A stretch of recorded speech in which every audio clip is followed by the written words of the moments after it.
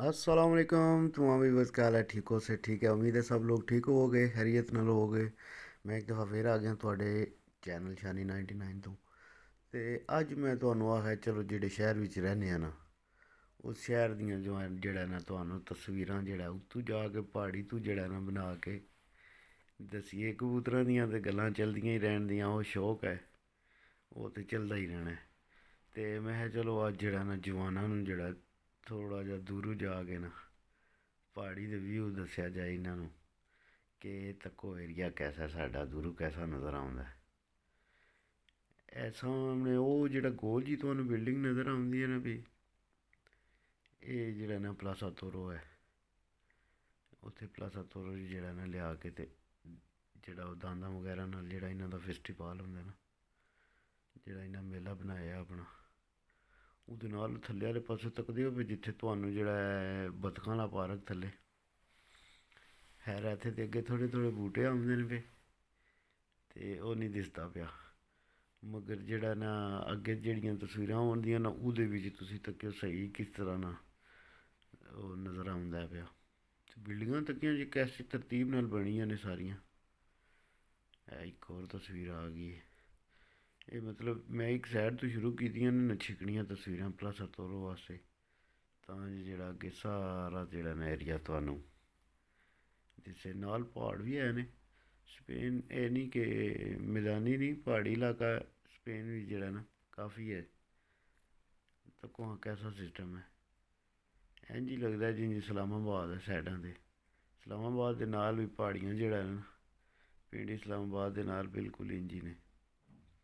ਮਗਰ ਇਹ ਹੈ ਕਿ ਇਹਨਾਂ ਨੇ ਪਲੈਨਿੰਗ ਨਾਲ ਜਿਹੜਾ ਕੰਮ ਕਰਦੇ ਨੇ ਨਾ, ਉਹ ਬੜਾ ਜ਼ਬਰਦਸਤ ਕੰਮ ਹੁੰਦਾ।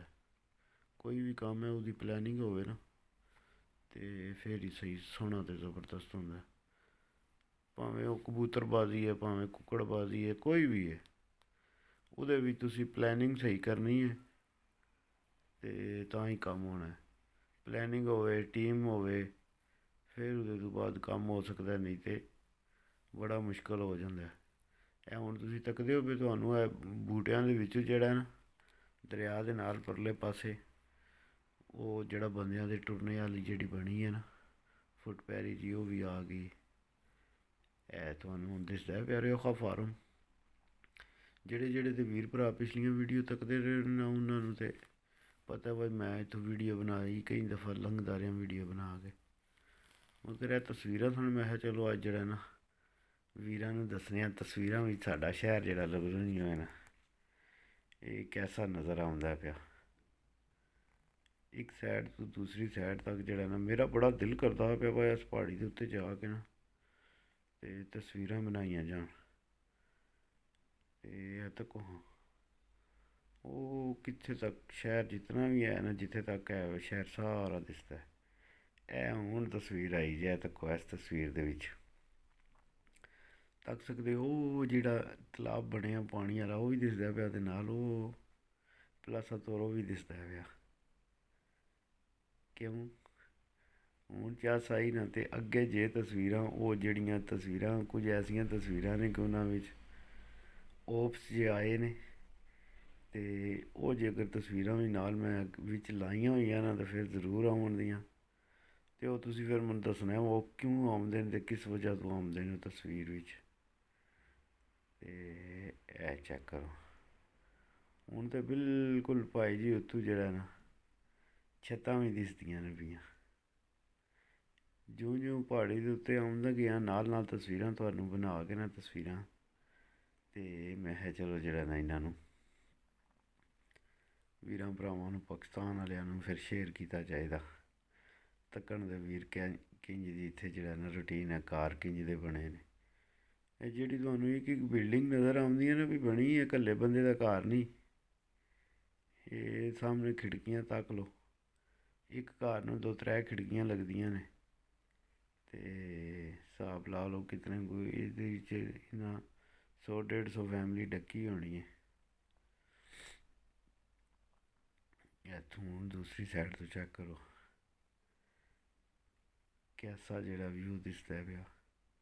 ਹੁਣ ਸ਼ਾਮ ਦਾ ਟਾਈਮ ਹੁੰਦਾ ਨਾ ਪਿਆ, ਜਿਉਂ ਜਿਉਂ ਸ਼ਾਮ ਦਾ ਟਾਈਮ ਹੁੰਦਾ ਤੂੰ ਜਿਹੜਾ ਨਾ ਅਸਲ ਵਿੱਚ ਫਿਰ ਤਸਵੀਰ ਵੀ ਸੂਰਜ ਦੇ ਸਾਹਮਣੇ ਬਣਦੀ ਹੀ ਨਾ ਵੀ ਸੂਰਜ ਦੇ ਸਾਹਮਣੇ ਹਮੇਸ਼ਾ ਫਿਰ ਤਸਵੀਰ ਜਿਹੜੀ ਹੈ ਉਹ ਇੰਝ ਹੀ ਹਲਕੀ ਫੁਲਕੀ ਜਿਹੜੀ ਹੈ ਨਾ ਉਹ ਮੱਧਮ ਹੀ ਨਜ਼ਰ ਆਉਂਦੀ, ਕਿਉਂ ਕੈਮਰੇ ਸੂਰਜ ਦੇ ਸਾਹਮਣੇ ਕੱਖ ਵੀ ਨਹੀਂ। ਜੇ ਕੋਈ ਦਿਲ ਪੇ ਕਰੋ ਤੇ ਦੂਸਰੀ ਸਾਈਡ ਹੈ, ਚੈੱਕ ਕਰੋ ਕੈਸੀਆਂ ਦੀਵੀਆਂ ਬਣੀਆਂ ਨੇ। ਵਾਹ ਜੀ ਵਾਹ, ਇਹ ਖੁੱਲਾ ਏਰੀਆ ਜਿਹੜਾ ਨਾ ਤੱਕ ਕੇ ਬੰਦੇ ਦਾ ਦਿਲ ਪਿਆ ਖੁਸ਼ ਹੁੰਦਾ। ਕੈਸਾ ਸਾਰਾ ਉਹ ਪਰਾਂ ਤੱਕ ਪਹਾੜੀ ਸਿਸਟਮ ਹੈ। ਜਿਤਨੀਆਂ ਵੀ ਜ਼ਮੀਨਾਂ ਨਜ਼ਰ ਆਉਂਦੀਆਂ ਨੇ ਪਈਆਂ ਇਹ ਇੱਕ ਲੈਵਲ ਵਿੱਚ ਨਹੀਂ, ਇਹ ਸਾਰੀਆਂ ਤੁਹਾਨੂੰ ਦਿਸਦੀਆਂ ਹੋਣੀਆਂ ਨੇ ਪਈਆਂ ਢਲਾਈ ਚੜਾਈ ਵਿੱਚ ਨੇ। ਮਗਰ ਕੀ ਹੈ ਫਿਰ ਵੀ ਇਹਦੇ ਵਿੱਚ ਉਹਨਾਂ ਨੇ ਅੰਗੂਰ ਲਾਏ ਆ, ਅੰਗੂਰ ਦੀਆਂ ਵੇਲਾਂ ਜਿਹੜੀਆਂ ਨੇ ਨਾ ਉਹ ਲੱਗੀਆਂ ਨੇ। ਅੱਗੇ ਹੋ ਸਕਦਾ ਕੋਈ ਤਸਵੀਰਾਂ ਵਿੱਚ ਉਹ ਬਿਲਕੁਲ ਕੋਲੋਂ ਵੀ ਹੋਣ, ਅੰਗੂਰ ਦੀਆਂ ਵੇਲਾਂ ਦਿਸਦੀਆਂ ਹੋਣ ਪਈਆਂ, ਮਗਰ ਜਿਹੜਾ ਨਾ ਇਹਦੇ ਵੀ ਤੱਕਦੇ ਹੋ ਕਿ ਉਹਨਾਂ ਨੇ ਬੰਦਿਆਂ ਦੇ ਟੁਰਨੇ ਵਾਸਤੇ ਰਾਹ ਬਣਾਏ ਨੇ। ਇਹ ਤਸਵੀਰ ਦੇ ਵਿੱਚ